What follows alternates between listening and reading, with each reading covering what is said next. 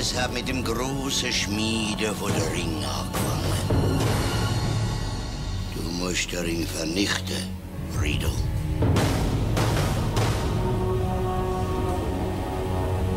Jemand muss verhindern, dass der Frido von Bösen ergriffen wird.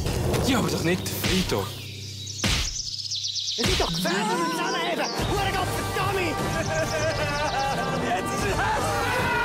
Dann nehmen wir einen Zug von dem. Du bist süß und auch sehr tapfer.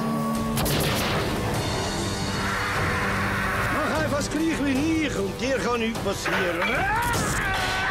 Gibt's denn da keinen einzigen vernünftigen Typ? Ueli, das Schwert. 1000 Krieg hast du überlebt. So ein Mongo!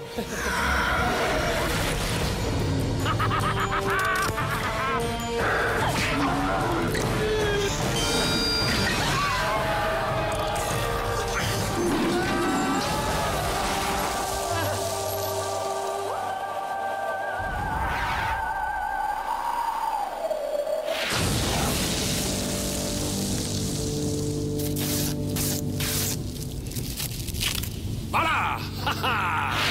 Ihr werdet alle sterben.